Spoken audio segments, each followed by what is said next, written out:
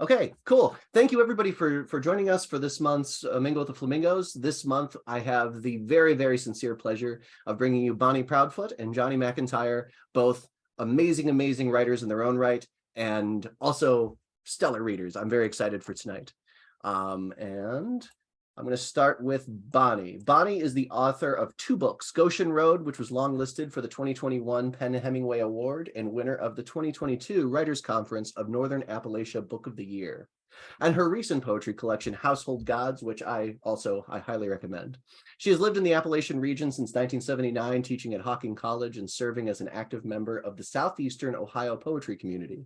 She's a stained glass expert artist who for 16 years ran the Studio Art Glass of West Virginia, a studio that specialized in innovative custom design windows and lampshades. And if you'd like to know more about Bonnie, I'll post a link to this too, but the most recent episode of Poetry Spotlight features Bonnie, which was a very, very fun time. It's good to see you again, Bonnie, and lucky that it happened so close. And the floor is yours. Thank you, Jeremy. Thanks, everybody. Thanks for showing up and coming out. And it's just an honor to read for Mingle. And I wish I had more nighttime free to come to this regular open mic. And I'm going to try to make it. Some nights I teach. And I teach these sort of like mini classes. So it's hard to know if I'm going to be free or not. But I've been meaning, I caught one 1,000 years ago when Pauletta read, and I've been meaning to come back and catch more. I'm also honored to read with Jonie because I love her work. So I guess I'll get started. I'm kind of working on a new book, and here's the title poem. Hopefully these will make some kind of sense to you if I read them in order, but we'll see. Can everybody hear me all right? Good, thanks. This is called Incomer. I only had one condition when I moved from New York State to West Virginia to live with my soon-to-be husband. I wanted to live in a vegetarian house. Yes, he'd said that would be fine, though he still liked eating meat and might want to have it from time to time. But did he say this? Don't worry, not at home. We packed my life into his Ford F-150, drove about 8 hours, stopped for groceries, then headed out a lane that followed a small creek, tires splashing through muddy ruts to a weathered farmhouse. It could have been a postcard or a movie set, sagging porch with cane seat rocker and a wringer washer, walls smudged with coal dust, basement racks with mason jars holding floating, darkened food. I thought that love, cheap rent, and a shared idea that life was an adventure would make everything work. It took a week. 2 of his 3 brothers drove up at dusk with a deer strung across the roof of a station wagon, body split open at the hind legs, tongue lolling out of its mouth, eyes 2 black stones holding less light than lumps of coal. Soon joints were rolled. Soon the deer was splayed on the porch, then hoisted upside down from a hook outside our bedroom, the smell of cooling flesh curling through the rooms, carcass curling into itself, rafters creaking. It hung in the air like a kind of punctuation, a question mark. No one spoke to me, not to inquire about me, an incomer imported from up north, not to explain about the rifles leaning against the wood bin, blood-stained boots on the rug. No one mentioned the deer, as if it was to be spoken of only after the women had left the room, and only in a language I didn't speak, though it did not take long for me to get the message. How a once living thing can quickly become meat, knives and saws cleaving flesh, or how a woman begins to see that brothers will unite like an army against any traitor they sense in their midst. So that's a title poem. Here's a poem about kind of what it felt like to me to live out in the middle of nowhere, West Virginia.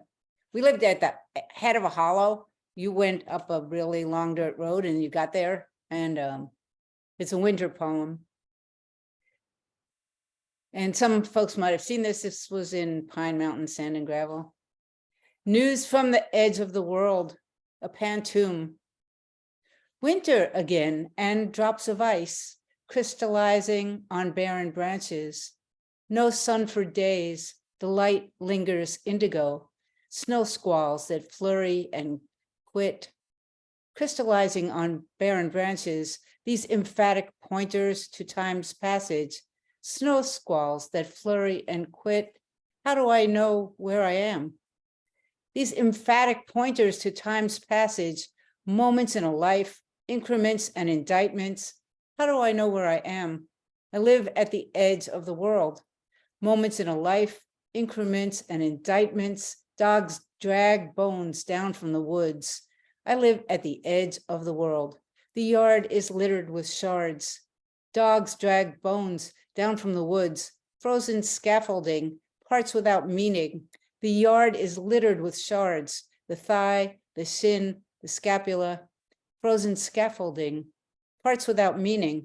Which is more real, memory or invention? The thigh, the shin, the scapula. I claim it. It is all me. Which is more real, memory or invention? Winter again, and drops of ice. I claim it. It is all me. No sun for days. The light lingers indigo. So you can kind of see it. I was really struck by the beauty of the surroundings where I lived, even though it was kind of so different from what I was used to. Here's a poem called Alphabet. Again, a winter poem. Last night, the dog went to the window, rumbled a growl, then curled up on the rug at the foot of my bed. Awake, I heard barred owls, deep-throated, calling. Come morning, fresh inches of snow, icicles fringe the porch roof. Sunlight plays them like a xylophone. From the kitchen window, the snow seems so pristine, but head out and tracks appear, as if everything was going somewhere in the dark. A raccoon crossed the porch. A doe and fawn pawed up a bare spot under the bird feeder. A rabbit two-stepped a dotted line from the woodshed to the garden fence. These marks in the snow, they could be an alphabet. Night has written the mystery of itself. Now sunlight melts it all. What it is isn't supposed to belong to me. So here is kind of skipping ahead a little tiny bit. It's a poem, let's see if I can find it, about what's going on right now in my life, but it seems like it fit with the rest of the collection. So I'm going to put, I think I'm going to put this one in. It's called Manifest Destiny. First you hear chainsaws. Right off you know there are more than usual. Not just homeowners or a small crew cutting firewood. This begins to sound like a logging operation, and it is. It's close, too. 2 houses down the road. Echo of bulldozer blades slamming into rock. Soil piled and sandstone shoved.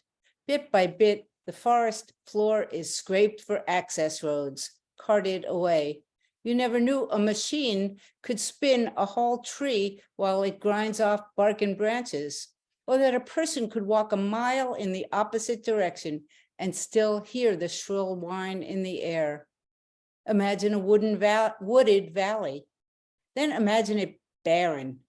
1 month, 2 months, freezing rain, snow flying. Then one day, the stake trucks, flatbeds, dozers and skidders, the blue porta potty, and the poplars, hickories, oaks, maples, but mostly white pines are gone.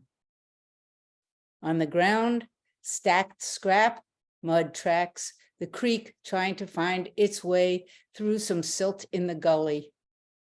Stacks of logs are sold. Someone's profit is tallied, but in your head, it's a racket of loss. How the sounds of traffic hushed on that stretch of road. How red cardinals seemed as they preened on the boughs. You recall the well-used fox trail along the berm, just a muddy, rutted landing with piles of gravel and half-buried tires. You stand there now, scanning torn trunks and stumps. Across the valley, on the hillside, your eyes find one slender pine that missed the call, still alive, still green. That pine is your beating heart, or maybe your hope, tender and green as it can ever be. So a couple more, you think? 2 more, maybe? I don't want to go too long. This one is in the same vein a little bit about the environmental issues in this area that we live in. I call it La Brea,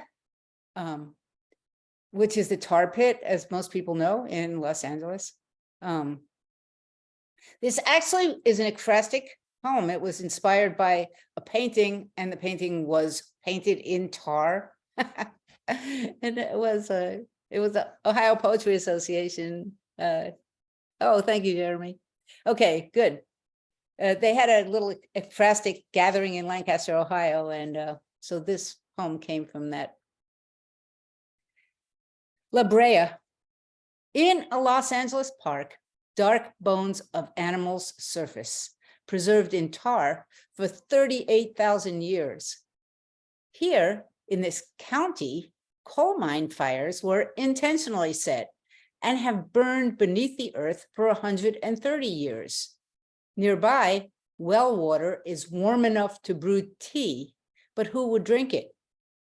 In the smoldering blackness, 82 miners buried in the Millfield cave-in whisper stories of methane leaks to men under the upper Big Branch slag pile, whose bodies will never surface. You can walk the woods and see dusty smoke drift out from the damp hillside. Does the timber rattler nest in the warmed mine shafts? Now injection wells and evaporation stations line these roads like altars to extinction. Gas flares of gold shimmer in the dusk. Layers of clouds stand apart from the sky, but are a still sky. We have heard that oil and water do not mix, yet here we see that they might do that. This fire, this dark heat, like blood beneath our breath, it seeps into us, like how we hug our pets closer while coyotes scream, but still we keen to that shrill sound. Will anyone love this place when there is no longer anything to extract? Never mind how the sun breaks the haze. Instead, there is this wounded earth, this forsaken purpose, this pint jar of tar, this dark breath like time seeping through. These uneasy bones, stained with age, they wait their turns to rise. So, yeah, that was inspired by a painter who painted these beautiful sort of landscapes with tar, a brush coated with tar, kind of interesting, and eerie also. One more poem about sort of environmental things, which kind of makes up part of this book. It's called Emerald Ash Borer. And anybody who lives in southeastern Ohio knows that like trees were dying at a vast pace in the last, let's say, 5, 6, 7 years. And they didn't die all at once either. And the kind of the subject of this poem, that this little bug got underneath the bark, and then all of a sudden the bark would slip off and the tree wouldn't grow anymore. So it was very creepy, and it's a beautiful bug. I was in a poetry reading with Chuck Stringer, and he talked about finding one of these gorgeous glowing green bugs on the creek, of course. And no, they're gorgeous, but they're horrible. Okay, so it's called Emerald Ash Borer. Agrillus planipennis is the Latin name of it. And never mind about the ash trees, each husk of a trunk silvering along roadways and ridgetops, bark split and shrugged off. Each day, another long crack works toward the crown, slides down to crumble at the root line until the trunk is so nude, woodpeckers cease tapping. Tunnels made by hungry larvae beneath the bark have sapped this tree. as if one invasive beetle can be blamed for bringing down 10 million so far. It can, but not all at once, it seems, as I gather jagged broken limbs for the fireplace, winter's dry harvest. The past is now passed down. Lame the beetle, lame blasts of wind, a branch dangles above our heads, as patient as a tree. It waits its turn to fall. So, yeah, there's a little venting of rage, I imagine. So I guess I still have a couple more minutes. Here's one more ekphrastic poem. It was a kind of a group assignment, and I picked a Van Gogh poem that a lot of people know. It's called Wheat Field with Crows. And I thought that it was his last poem that he painted, last painting rather. It might be his last painting, but I was just at the Columbus Museum of Art and saw another painting that might have been his last painting. So it's very close to his last painting. This is called To Vincent. After Van Gogh's Wheat Field with Crows. Again, autumn is gone too soon. Only in October is the sky so blue, Dutch blue, Delft China blue, and the hayfields bronze and glowing. Do you know that as the arc of the sun lowers, every direction on this Ohio ridgetop could be your last canvas? Wheat field with crows. Light moves fitfully through the stubble of wheat. Crows cluster in unruly flocks along the horizon. Their raucous calls speak of endings, of want. The world wears us down despite any struggle to resist. What is there to look to but the landscape? Cerulean sky, tree line, wheat field, night gathering, bringing crows. Oh, Vincent, maybe you spent your whole life trying to keep those crows out of your painting. Then one day you finally let them in. So that's about. Should I one more, or what do you think, you guys? Do one more. Do one more. Okay, thank you. Here's a brand new poem that might work its way into this book. I don't know. It's called Do You Want the Zither? And for those of you who don't know what a zither is, it's kind of like a little boxy instrument that is shaped like a harp. And do you want the zither? My brother asked. And I say yes, because it was Mom's. It hung on the wall in the living room in Queens with me for my entire childhood. I thought I would try to learn to play, but I could not get past the tuning, about 40 strings, from twangy to tingly, toll painted, gold highlights, matte black surface, harp-shaped, but small enough to strum on a lap. I once asked for help at a local Athens music store, but no one there had ever played a zither. I can't part with it, but I've placed it deeper into the bedroom closet, deeper even than the clothes that haven't fit for years, the luggage I haven't used. And it's like that suitcase waiting with all this possibility, or those clothes, just a little bit too city. And this makes me think of words like zither, or Yiddish words, how few I pronounce these days.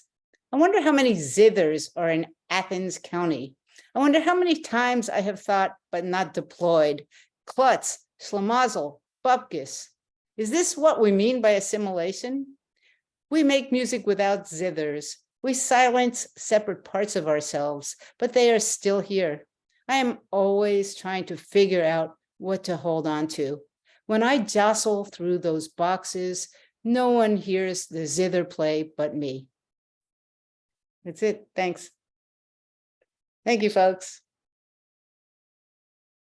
Oh, excellent. Another round of applause and some audio appreciation for Bonnie. She did a wonderful job. Thank you so very much. Woohoo!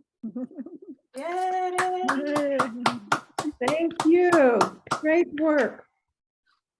Okay, so next up we have Jonie McIntyre. And if anybody here doesn't know Jonie McIntyre, well, she deserves the bio read anyway, but you should know Jonie McIntyre. Jonie McIntyre is the author of 3 collections, the most recent being her chapbook, Semi-Domesticated, which is the winner of the Red Flag Poetry 2020 chapbook contest. Her 2 previous chapbooks are Beyond the Sidewalk and Not All Who Are Lost Wander. I almost got it backwards. Her 2 previous chapbooks are titled, she hosts a popular long-standing monthly poetry reading series called Uncloistered Poetry in Toledo, Ohio. That is both online, which is second Sunday, is that right? Second Sunday of the month, so it's online if you can't. And then at Attic on Adams in Toledo is the in-person reading. She's the poet laureate of Lucas County, and she serves as the membership chair, hopefully I can read later, for the Ohio Poetry Association. Her writing has been published in anthologies, print journals, online journals, and everywhere else in between, and has been notably stamped into cement as part of the Arts Commission of Greater Toledo's Sidewalk Poetry series. She has led countless writing workshops and events and is the editor of Rust and Glass. Johnny, the floor is yours. Thank you very, very much. Thank you. I have to say, I am really sort of overjoyed with what has happened with Of Rust and Glass, just how it's grown over the years. We get more and more submissions. It's gotten to the point where I get to be really nice and picky. So that's a good place to be. When you have a journal, you really want that breadth of talent, and we're getting it, and I really appreciate that. So if you haven't sent stuff to us, please send stuff to us, because it really is a gorgeous journal, and it includes artwork, and it's glossy. Yes, Roberta has our most recent copy. Yeah, it's really fancy. I just do the poetry editing, but Curtis Dieter is the overall editor, and he goes to such lengths. It's really wonderful. So I'm very thankful, and I'm very thankful for OPA for the role that I get to play in that, and seeing it grow, and seeing new things happen, and it's just so lovely to be getting into 2023. And now we have more events that we can actually meet at. And now we have more things going on. And other people are also feeling like they want to get out and they want to do stuff. And so I feel like there's that momentum. There's a really sort of, some feeling of something's getting built, which is good. That helps, right? After a couple of sort of odd contemplative years, it's good to feel like things are being built. So Bonnie did some ekphrastic stuff, and I'll be honest, I actually don't do a lot of ekphrastic writing. In the last year, I haven't done a ton of writing at all. It really, I have, because, well, I blame the poet laureate thing, but it's easy to get caught up in editorial work and, these other kinds of things. And maybe some of the writing has hit the side, but I did have an ekphrastic poem about a Miro. It's a real quick one, and it is from my book, Semi-Domesticated. I am working on a full-length collection, but one day at a time here. Okay. But this is Passage of the Divine Bird, print on my therapist's wall. From the leather-bound chair, she asked me if I know when anxiety will hit. Says, trigger, like a horse everyone has tamed. Like I have an emotional class schedule, morning of ruminant thoughts, lunch of abstract fears, strict, separated by bells. She says, perhaps if we pinpoint when it starts, then we can get ahead of it, can set our GPS to the specifics of my fear of failure, defensiveness, and just redirect, proceed to route. On her wall, the bird, dumb as paint. And in the chair, me, both of us scattering ourselves above her white carpet. And then I I wanted to, it's Valentine's Day, whatever that means to anybody, but I wanted to read, I do have some love poems, but we all know I'm like not good at this love thing. So there are always like dead bodies or something. And so I like the bitter chocolate. You know what I'm saying here? So this is called The Devil Loves Arithmetic.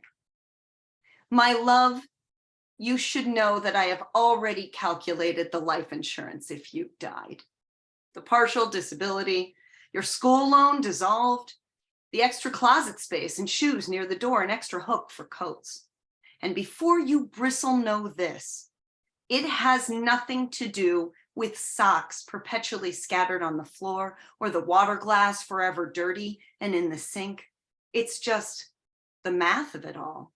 The ease with which lives translate to numbers and numbers fit so tidy in boxes and spreadsheets make stacking boxes easy. Watching early morning news, another bombing in a foreign land where bodies that aren't ours aren't counted, followed by a school levy translated to cost per child and call in to talk. Do you think it's worth paying more? I can hear you rising from bed to bath and slow downstairs, and I can't help myself. 6, 7, Board Creek 8, maybe 23 more until you reach me. So those are from Semi-Domesticated. So, you know, shameless plug for that. Thank you to Shilana for doing a reprint. I did have, it originally came out from Red Flag Poetry, but it was a limited run. And you know, when I said something to Haley Hagen Mitchell, I like, oh, I would really love to print new ones. She was like, yeah, sure. Oh, yeah. Oh, so thank you. And she did just a beautiful job. And in fact, you know, there were a couple of like really minor editing, you know, bits that she caught. And I'm so thankful, very, very thankful to her. Okay, so I have sort of a seasonal poem. And for anyone who does community work, you know, Karen and Doc and actually all of us in our own ways do community work. At Jeremy, you know, when you do community work, this speaks to you. So, how building a community is like watching holiday movies while baking. We like to think that what is broken gets mended with gold, but mostly it just sits there like run over Milwaukee's best ice cans next to a highway. However, glimmers catch our eye. A little free library near a schoolyard, a stoplight where the kids crossed a corner store, more ramps at the sidewalk corners for Larry, who wheels his way to the post office to mail new paintings he lives to share. They twinkle like shiny apples, so easy to pick, and you can just swoop in, plonk, and here you go, ma'am. But then you find you are out of baking soda. The jealous ex-boyfriend has shown up at your holiday hometown fest. And one parent says, what if someone puts porn in the box? And some other non-parent is terribly concerned. You've already sent letters to the editor and city council, but nobody's been killed by a speeding car in your low-income neighborhood, so no need for pretty lights. And Larry's used to dodging into the street. One person, turns out, isn't enough, which is why you are here, mixer deep in snickerdoodles, desperate to understand how Chad Michael Murray keeps getting work, but resolved not to quit until the hard-nosed executive saves the family farm and the high school sweethearts reveal their lingering love and the single dad carpenter convinces the hardened reporter that some things, after all, are always worth fighting for. Thank you. And then I do have newer work. And I did, Tupelo Press does a thing where it's really a fundraiser, okay? It's a genius fundraiser because they get you to raise funds for you and you just write a thing every day. Genius. I mean, wow, whoever thought of it?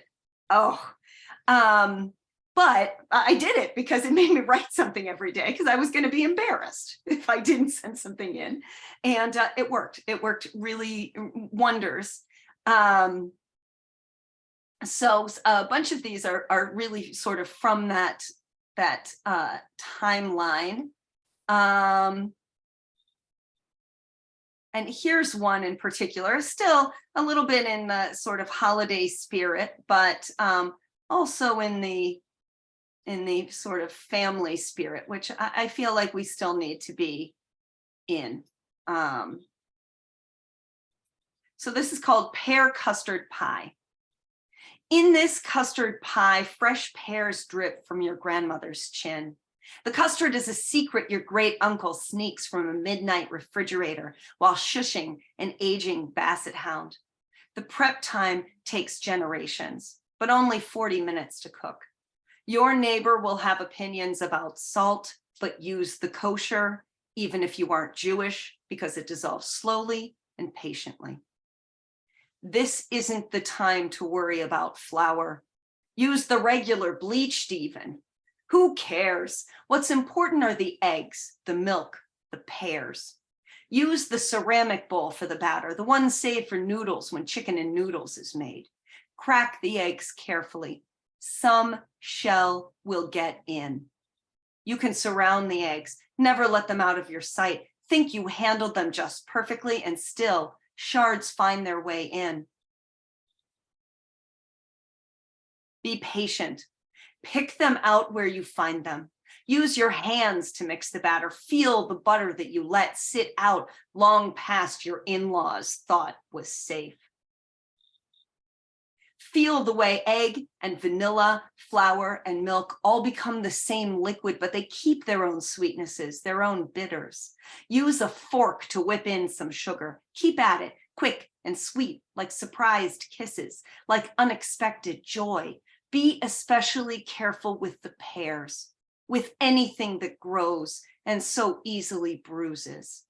Remember how you and your cousins fought for favor and only found much later that nobody, after all, was really keeping score.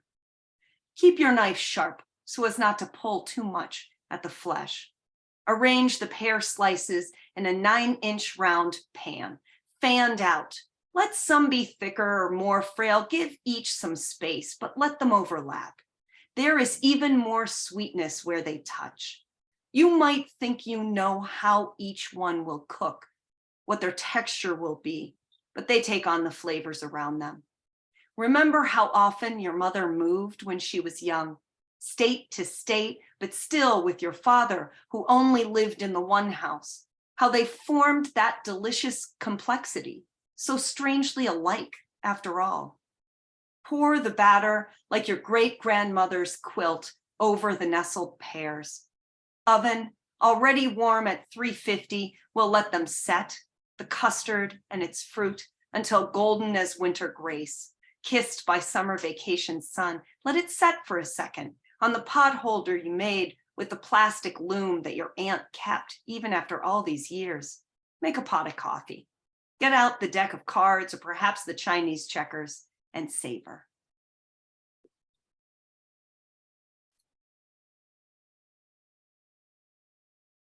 Thank you. So I'm still, decompressing from my grandmother died a year ago, and then a bunch of other people because it was that kind of year. But and I realized that I hadn't really processed any of it. I hadn't really written about any of it until I had that challenge, until I had the Write Every Day sort of challenge, and so I think I'm going to, let me see here. I'm just looking at what I put in my little lineup here. I'm going to read one of those and then a couple very short love poems And then one more after that. Okay, so no, I'm not. It's depressing. Forget it. I'm changing my mind and you don't even know.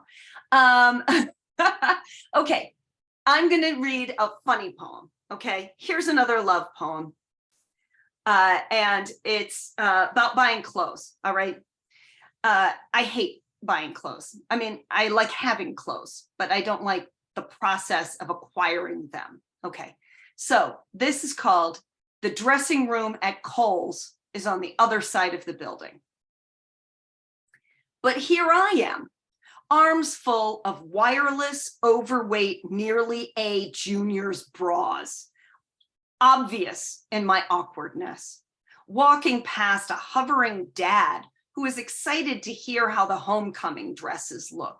Two teens in the largest dressing stall as I slink into the tiny corner spot. Gaining weight has not made a B from what has always challenged the mammography machines. But I find other curves to the sides and back, find that worse than extra curves, I have old lady skin. That melted cream crackling surface I remember on my grandmother. The girls next door have picked definite favorites. The dad bellowing, "Yes, looking good, girls. We are winning today."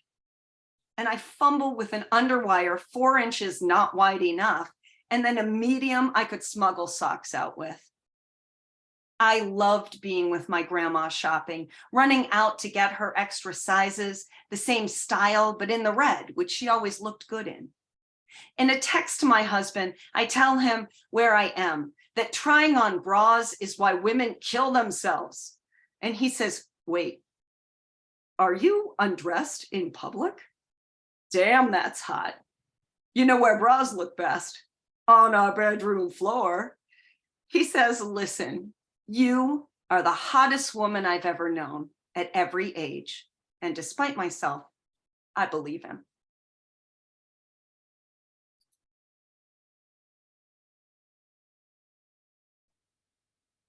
All right, 2 quick love poems.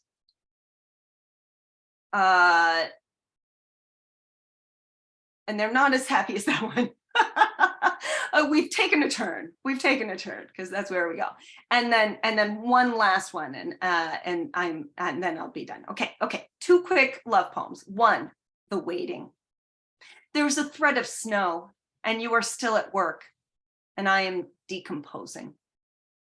If tonight you didn't come home, how our love, having halted at argument, would rewrite itself.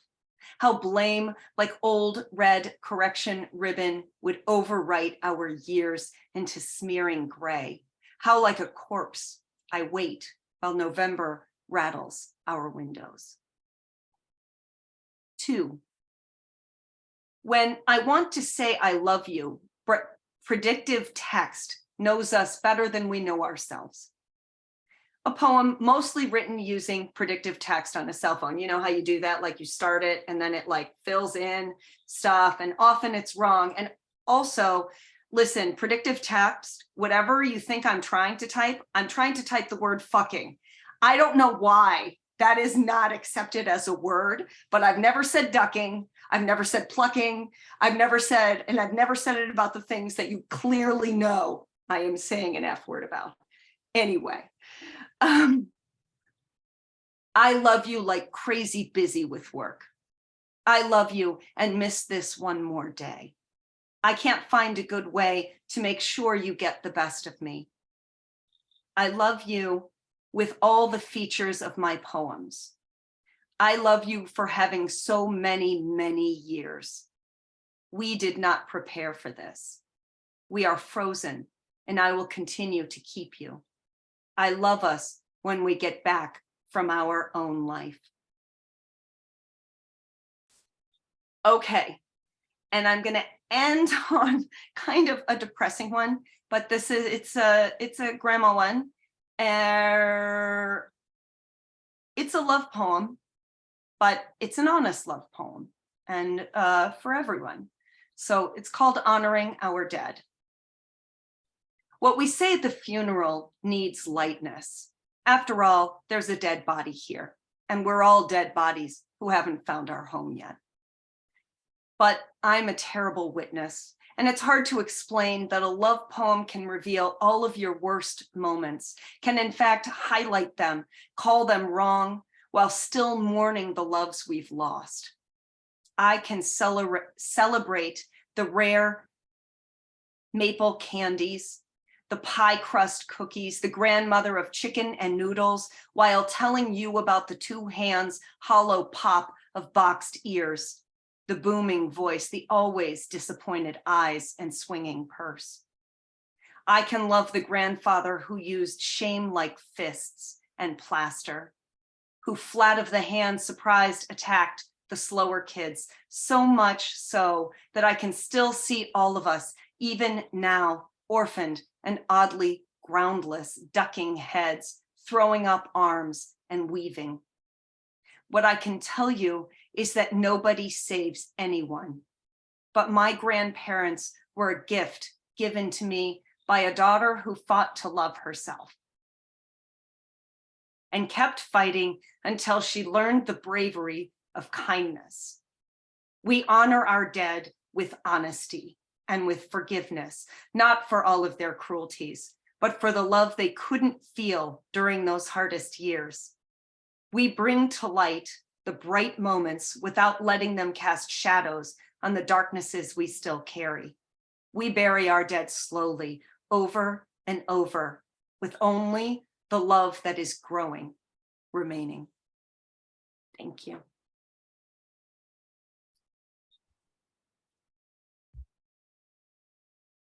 Wow. That was amazing. I don't know. I don't feel like I'm the right person to even say how amazing it was. Everybody, please give a round of applause to both Johnny and Bonnie. You know, you've done a thing that I've never been able to do, which is write love poems. And I think that your poems, like, they're so sweet. They're so because I also go dark, but I don't manage to fit in the love part. Like, I just get darker and darker until the poem's over, and then it's unedited. Like, I can't edit the thing. But okay, cool. That was so cool. We're gonna take just a very brief break. I want to remind you, if you want to read in the open mic's coming up. We're just going to get, go to the bathroom, get some water, whatever you need to do. And then I have Roberta, Daryl, Clarissa, Jennifer, TJ, Dick, Vinny, Doc, and myself. If anybody else would like to throw their hat in the ring. Ellen, I see Ellen raising her hand. Anybody else that would like to add themselves to the list? Not, that's cool. And yeah, everybody will have Rich. We got Rich on there too. Everybody will have 3 minutes. So feel free to read within the confines of the 3 minutes. Yeah, no, I'm excited. How's everybody doing tonight? Good? Yep. Yes? Yes, no, maybe so? Yep. I don't see a lot of people oh no, that's okay. That's good. I'm always like weird about doing the break in the middle, because I'm like, well, we have a lot of people reading, so maybe we should do like a quick, but then sometimes everybody sits here and I'm like, well, this is kind of a waste. I have a bladder that is like the size of a lima bean, so I appreciate when people give you the out so that you don't have to because when are you going to pause during somebody's reading? You know what I mean? Right. You always feel like, oh my gosh, please, yeah, I appreciate it. So. I have a urology joke that I tell. It's the person calls the urology office, and the secretary answers the phone and says, "Can you please hold? We're busy." And he goes, "No, that's why I'm calling."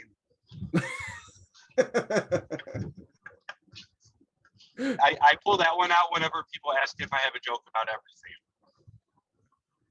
If you have a joke about urology, you have a joke about everything. That's the title of a poem right there. Right. You got to remind me about that when I'm not driving, Jeremy. All right, so Rich is driving, so he's going. So I can write as always. So let me know when I need to pull over. Okay. You got some time. I got an hour and a half, brother. Oh, your work commute's an hour and a half? Well, no, the one actually that's one short. I have the one building that's an hour and 24 minutes, but I get paid some of the drive time. Okay. That's still a So crazy amount of time though. yeah, it's a lot of driving. Yeah, It's a really good building though, and it is what it is right now. sure. But yeah, it's parts. I'm actually coming from Alliance, which is 50 minutes from my house, and I picked up that building because it's literally on my drive home. So it actually recoups a little bit more drive time for me. Sure. But yeah, that's crazy still. I mean. it's why I have a 2021 car with 66.5 thousand miles on it. Wow. Those are trucker miles. Yeah. Oh, geez. The most driving I did in one day was almost 8 hours of paid drive time. Yeah, I do that for vacations. No, not for pretending Right. like I go on vacation. I haven't been on one in years, but That's like Um, it's the vacation like going to the gas station. I personally, depending, I don't leave the house very often, so it can be. Okay. All right. Oh, Karen, I got your message. Yes, I will add you to the list. Excellent. And Karen, it's so good to see you. I'm so happy you're here. I'm happy everyone's here, of course. I get excited in these situations. Okay, so we're gonna move. Roberta's gonna start us. Daryl is on deck, Clarissa in the hole, and we're going to run down the list. 3 minutes apiece. If about two poems, 2 to 3, if they're shorter, on the shorter side. I'm not gonna keep close track, but I trust y'all. Okay, so Roberta, take us away. Hi, I'm just going to do one short one for Valentine's Day because I'm in the mood after playing for a nursing homes party. We had a great time, a lot of cookies. My hands trust love. My hands trust love like heat everyone holds. My hands trust love obsessed with soft that pillows the night against this wall. My hands trust love like the hard blue of water. Though star sad smile would have none here. My hands trust love that can shade my friends with wish trees sweet as a whisper. My hands trust love like my sister who flowers in life and in death. My hands trust love used to fear that hovers near in imaginary mist. My hands trust love's dark dance in the dust road's candlelight moon. Thanks.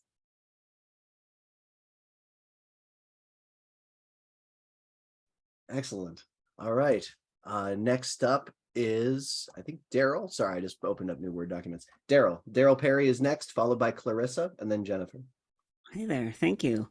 I'm going to read a seasonal poem that is kind of perfect for the weather we're having here in northeastern Pennsylvania. It is called My Favorite Spring Flowers, and I know this one sort of offends Judy Turek, so I'm sorry about that. My favorite spring flowers. My favorite spring flowers are the tiny purple ones, though the little white ones are equally as nice as well, but I guess the color isn't really important because my favorite spring flowers are the ones that appear suddenly where they aren't supposed to be. In the grassy medians between the sidewalk and the street, in the still snow-desecrated flower beds that lay dormant and dead, or in the barren patches of dirt where even the brown grass won't venture. My favorite spring flowers are the ones that spread their faces to the sun well before their carefully manicured cousins, well before the spades and the potting soil grace the scene. The ones that jump out and say, "Screw all this wintry bullshit, we've had enough of that." I am always predisposed to love the things that are in the wrong place at the right time. The things that thrust themselves into your life where they don't seem to belong because you haven't yet realized you needed them to be there.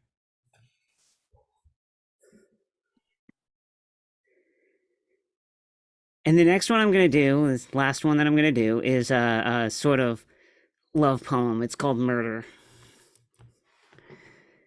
It sounds morbid when I say it, but the cemetery is a lonely place without you. But no, I'm not dead, and you're not dead, and I'm actually thinking about the time when I held your hand as we navigated those twisting roads between the fields of stones that flowered from the grass, and when we paused and kissed to the musical backdrop of distant crows, committing a murder somewhere too far away for us to stop and watch.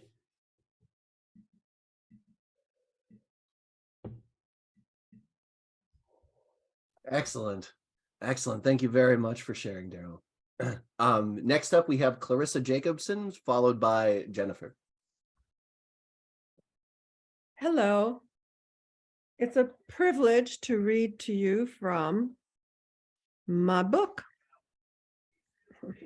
May all of you have new books this year. I will start with Mother's Photo. Rose petals shimmer Mamita's portrait, framing her porcelain face, hidden under a straw hat, blowing dandelion seeds into swirling crystal ball, broken wall. Armageddon roof. Love letters changed hands while you lived at home in Lithuania with 7 siblings. A 20-year-old married woman waited for her husband, my father-to-be. It must have angered you living those years apart before and after my birth.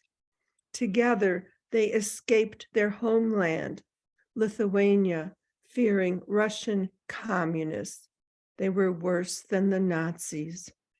Secrets disclosed as Reichland sent you, born in Philadelphia, to Duderstadt, a German slave labor munitions plant. Father was created to St. Andreasburg, a silver mining town, now a ski resort. Doctoring hunched backs carrying quartz, calcite, lead, copper, arsenic, and ore in Lower Saxony. Agamemnon dead, your rose gold diamond ring rests in a drawer, smaller than years remember. Is there time for another one? Okay, Yeah, you're good. okay. Sorry, I'm eating peas. It's fine. I love peas. As long as it's not piss, just peas. This is an interesting poem as some of the myths of Lithuania. Along the Curonian spit, find warmth between the pines of 2 countries, past the forgotten wooden rake and shattered granite sundial, stretching light into darkness along the spit, Raganu Kalnas, Witch's Hill, fills shadows with devil's oak, hand carved for each hour of many years. Children slide down tongues, stepping on the stairs of her teeth. Exhausted under gateway warnings, dance, but do not step on my shoes or look for my feet. Oh, how I miss my toes. It's midnight. My carriage waits and the rooster moans. Explore the ancient Baltic shores, curl toes into white sand, sifting precious nuggets through fingertips, like a child kissing stones. Grab an amber nugget, hold it tight. Claim life before the birds of dawn wake, searching for the soul of a tiger that purrs. Thank you, everyone, for listening. Thank you for reading. Those, My those were pleasure. fascinating poems. I need to check out. I'm going to talk to you. Anyway, so next we have Jennifer Litt, followed by TJ Turek and Dick Westheimer.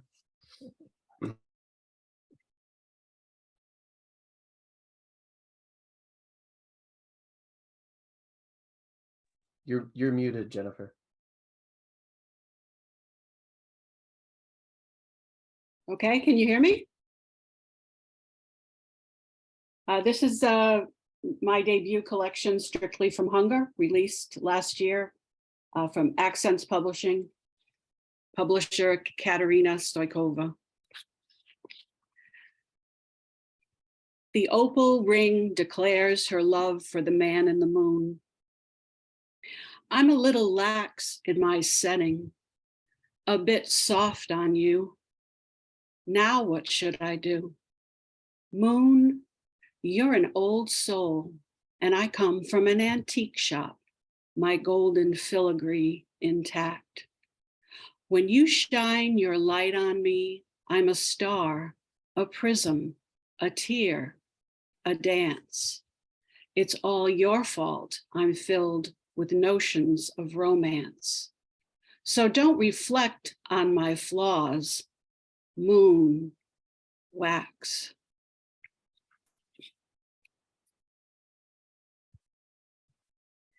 And my second and last poem is Dropping Anchor in Neverland.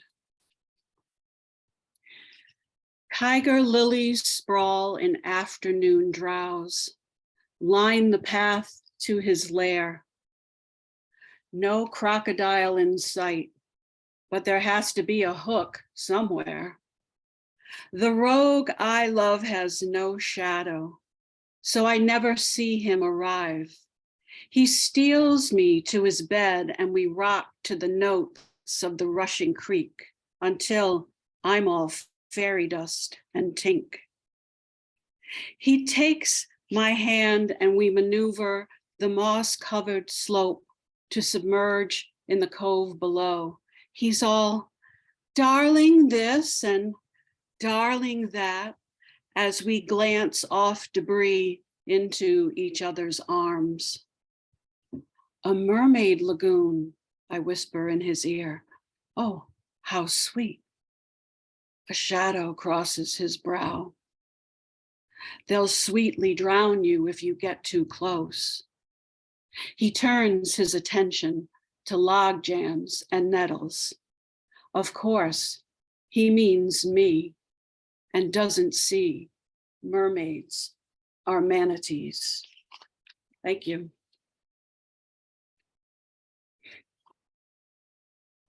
Doesn't see that mermaids are manatees. I absolutely love it. Okay, next we have TJ Turek, followed by Dick Westheimer. Okay, it's J.R. Turek. I would call him a lot of things, I'm but sorry. Have I been saying TJ this whole time? I have. yes, you have. I'm so sorry. That's okay. You I'll know, create a poem on that, TJ. I'll come up with something. Don't worry. there's not even a T in those. You're gonna show up in the poem now. Yeah, everything you know does. I gotta be immortalized somehow. Well, thank you, the rhyming couplet of Johnny and Bonnie, and thank you, the alliterative host, Jeremy Jessic. Thank you. So I have to become a better marketing person. I'm trying. I'm really trying. So I am celebrating my new book called Dog Speak, which came from a 24-hour poetry marathon. So I wrote a poem an hour for 24 hours, and these are them, and they are all in the voice of dogs. And so I'm delighted to say that I am supporting North Shore Animal League, which is actually a nationwide rescue organization that we have for 38 years rescued 10 dogs. And so I usually play poetry roulette, but I'm going to read two from here in honor of St. Valentine's Day. And so I'm going to read. This is from hour 19. Mommy and me. I wink at mommy and she winks back. She thinks there's a code. I tilt my head left. She tilts hers left. I think she thinks I see something she doesn't. I stare at the ceiling without blinking. She stares. Ha ha, I made her look. I give her a schedule every day. Let me out, let me in, feed me, kisses, belly rubs, repeat. I slobber windows, doors, and mirrors all over the house. She loves my snot art. I give her security, friendship, and unconditional permission. Some days she only talks to me. I stare at her while she eats. She feels guilty and gives me some, even though I just ate. Mommy and me, it was easy. I had her at Woof. And from hour 5.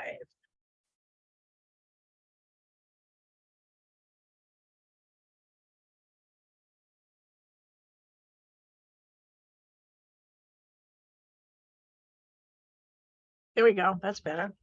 Kisses, always kisses. You know how much I love you, adore you, want you, need you, can't imagine my life without you. I love you.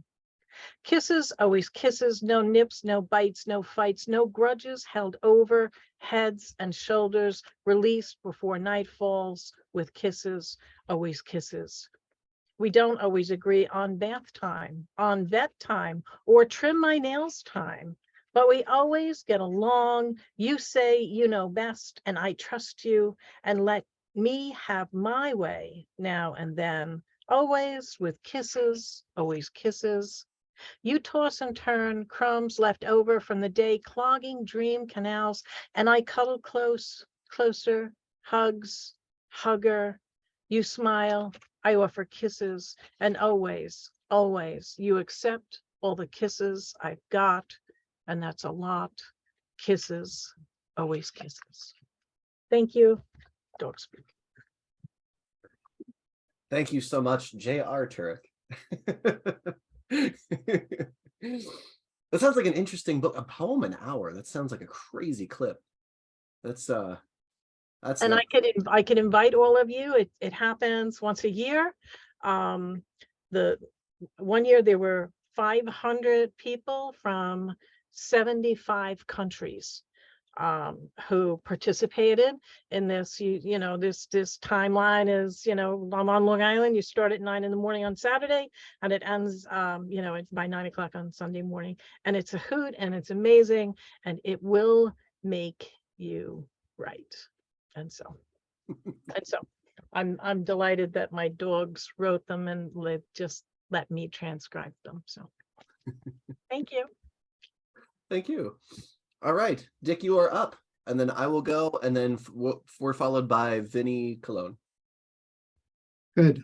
Thanks so much. What a wonderful reading. I did put a link in again to Ukraine Trust Chain if you're going to click to one of my links tonight. That's the one I'd prefer. 2, you can click through and buy my book. And like JR, not a great, or TJ, I'm sorry. I'm not a great marketer, so I should be reading from the book, but I just wrote a poem today and I want to read it. So, and I've not even read it to myself yet. And it's called Here Are the Blessed Dead of St. Valentine's Day. It is believed that St. Valentine restored the hearing of his jailer's daughter.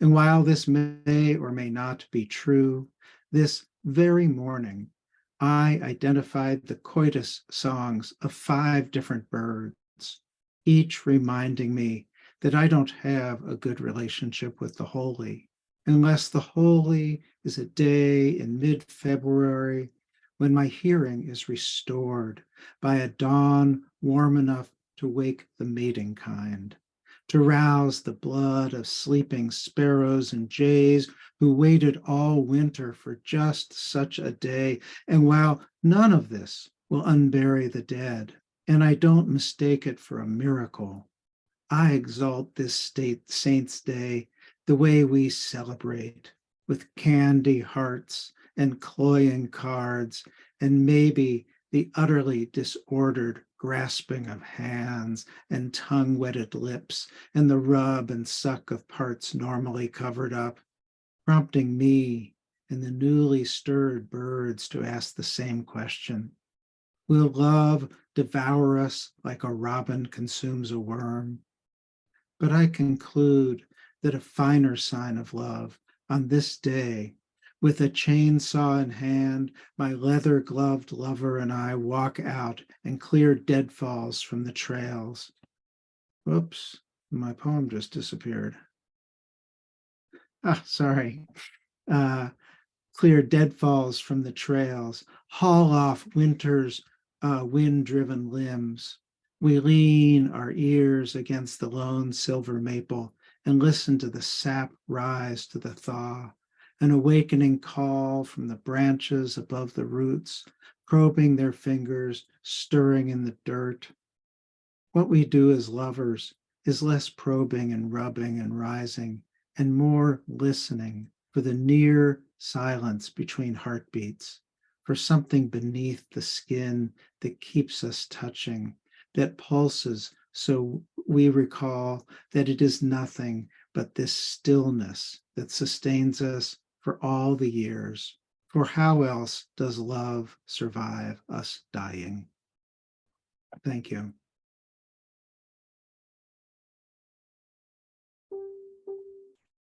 Thank you so very much, Dick. That was wonderful. Did you have another poem before I? No? Okay. I just wanted to make sure that I realized that you may not be done, and I didn't want to like go on. Okay, so I'm going to read just one poem.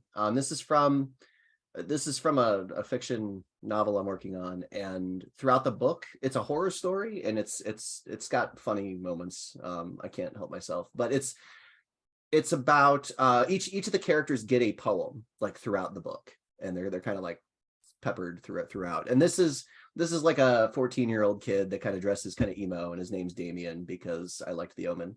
And so there's like a lot of like horror references throughout. Anyway, this poem, I'm testing it to see if it could work outside of, I've never tried reading it before, so I'm just gonna give it a shot because why not? This is called The Prince of Darkness Buys Eyeliner.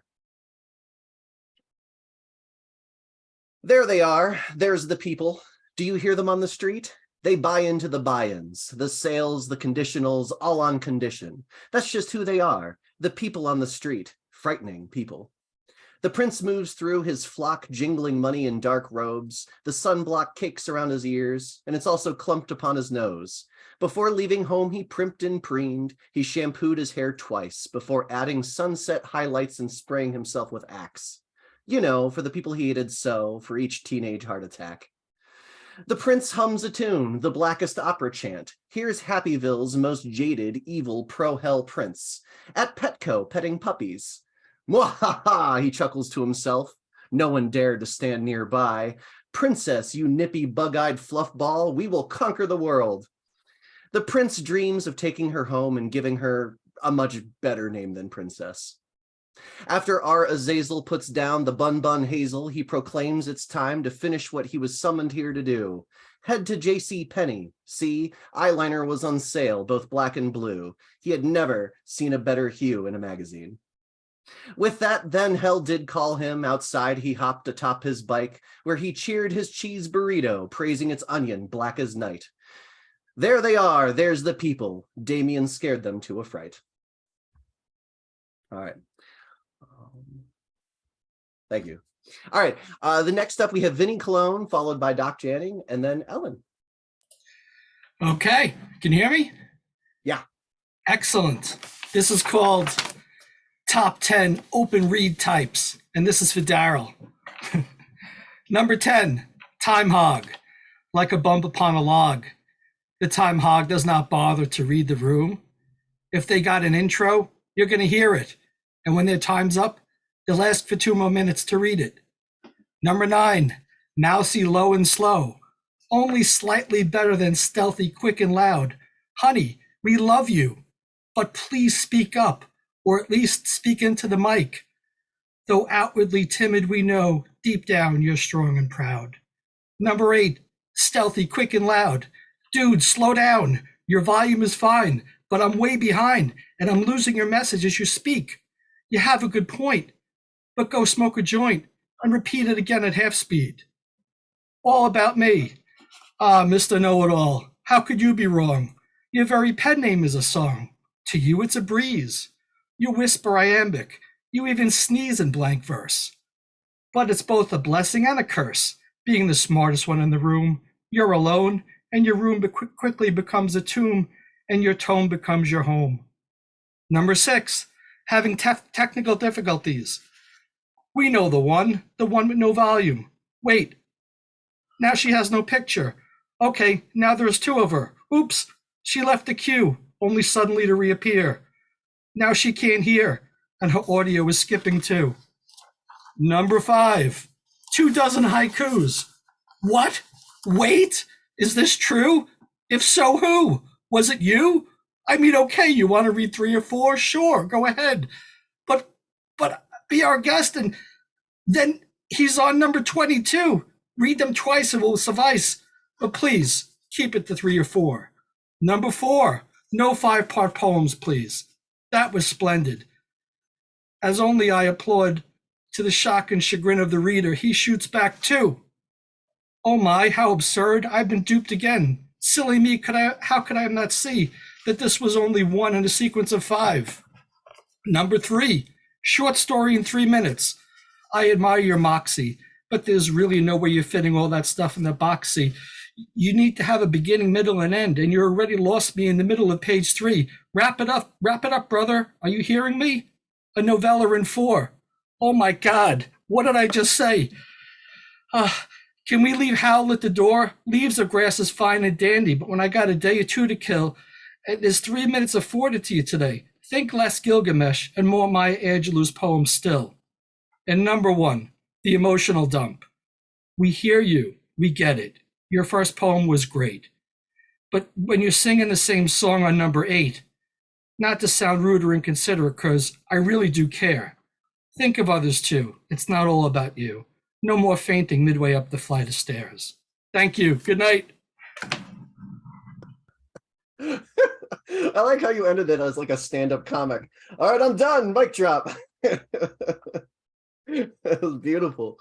Thanks. All right, I just wanted to have a little bit of fun. Thank you. Oh, that was amazingly fun. Okay. Next we have Doc Janning, followed by Ellen Austin Lee, Rich Morris, and then we're gonna end with Karen Schubert. Okay, this first poem is an ekphrasis of Pablo Picasso's painting Girl in Front of Mirror, which he did in 1932. It's from the viewpoint of her lover, husband, partner. Its title is Unseen Colors of Love. Gazing at the realities of you in this room, in the mirror, I envision every facet, every nuance of you. You are here and in that silvered glass. You and I in Darshan with your image. And I have a deeper sense of you. I see the colors of you, of the unknown depths of your emotions within your reflection and in the exquisite beauty of yourself. It is an echo of who you truly are, of the one I love and respect in all the unseen colors of love. And my second poem is titled Ayurveda. Climbing mountains of mind, stravaging endless plains, and ocean seas of life, discovering dreams of self in valleys of before today, in winds of beyond tomorrow, in all the forested betweens of today's, following those dreams along elusive pathways of time, dreams of comfort, of Higgett and Kutch, of yearning and joy, of being home within, of Ayurveda of heart and soul, of peace, and of the rapture of love. Thank you.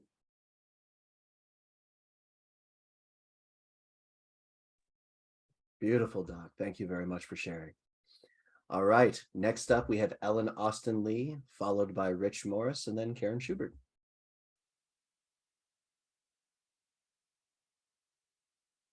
I forgot to unmute myself before I opened my doc, so here we go. I think I'm only going to read one poem tonight. Since it's Valentine's Day, somebody earlier said they didn't have too many love poems. Well, I think maybe I'm in that category too. But here's one. It's called River of Clouds. I snap a panoramic on chimney top rock, turbulent air, and my hair wet with sweat, my skin wearing Kentucky weather like it had been steam ironed on this morning. The sun shone as we rose and left our cabin on our first trip alone since our sons moved from home. We emerged from the trail as the rain came, like soft kisses. At 1,000 feet up, the trees obscure the Red River that cuts through the sandstone gorge below. Cool drops meet the unseen water. Fog rises in thick ribbons where the river lives. This river of clouds shows what lies hidden from view. Look, I capture a figure from behind, his gray hooded poncho leaning against the cliff edge rail. I can see my love. Look, from here, I can see him in the river rising. Ooh, it's haunting. I like it. Thank you so very much, Ellen. That was awesome. Okay, next up we have Rich, followed by Karen.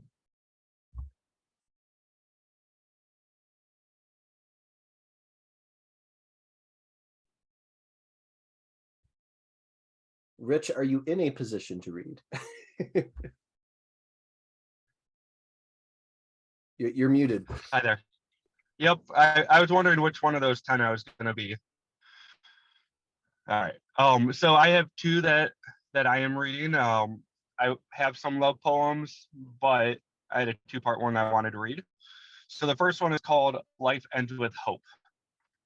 The path that's blurred ahead, filled with uncertainty, vacillating between distance and harmony. Focused on what is next, do I keep expectations in check? Do I stop looking for the next chance, for a disappointment to pierce me, a lance? As I sit at the edge of this lake on a wooden bench, I wonder what will cause the next wrench. Thrown into life's gears, lacking each years, then I remember tomorrow is not life's December. Life ends with hope. It isn't the end of the rope. The page will simply turn towards a future which all hearts yearn. One where all is known with a view of our Lord's throne. I wish that with that realization, I lived a life of elation. Alas, that is not the case, even though now I am in a better headspace. Hope, a slippery slope. And the second one was kind of inspired when I was talking with Jeremy one time and tried one of those the envoy themes at the end of this one for the first time. So this one's called Heaven's Bells. The path now lays behind, filled with memory, each one a deposit in my life's treasury, a safe box of lessons learned as my time is about to be adjourned. I set down the key to the safe box, knowing it will stop my heart's clock. All pressure is gone, knowing others will see tomorrow's dawn. I remember back to that time when my life was in its prime, When I told my kids I loved them, they'd reply, I love you more, and then some. Now, as they lean over me in bed, I tell them I have one last comment to be said. Just like that, all conversations cease. The room is torn between tears and peace. Looking up, I say, between coughing spells, I love you more than all of heaven's bells. Envoy. Oh, Dad, you think you got the last word? Alas, I win again.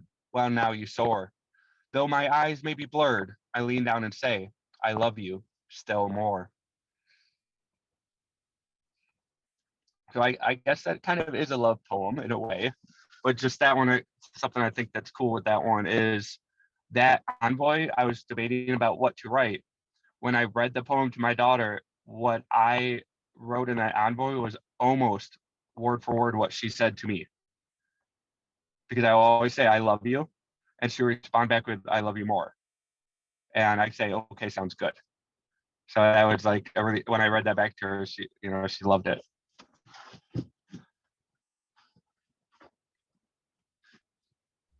Thank you so much, Rich. One of the reasons I read the poem I did tonight is because I don't really have the courage to rhyme too much, and it was like too rhyming. It was making me insecure. So I like that you go for it. It's wonderful.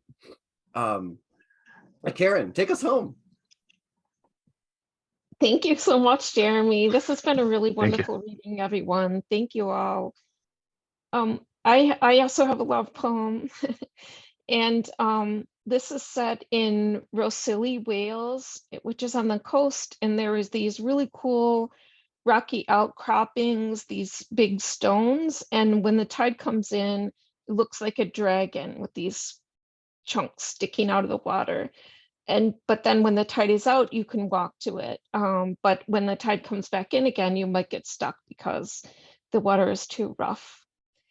And the title is, Why Don't We Live Here Always, Always, and Always, which is what Dylan Thomas said when he was there.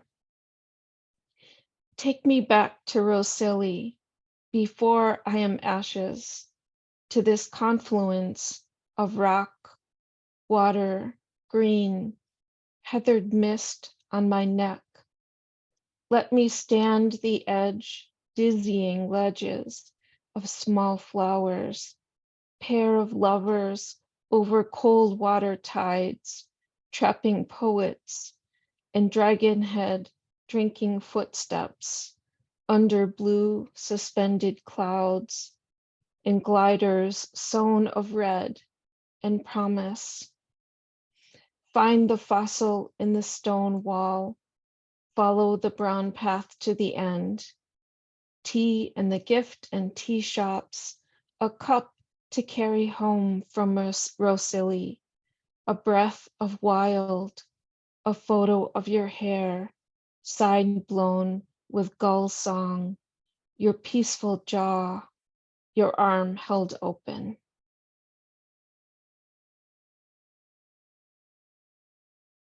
Beautiful, beautiful.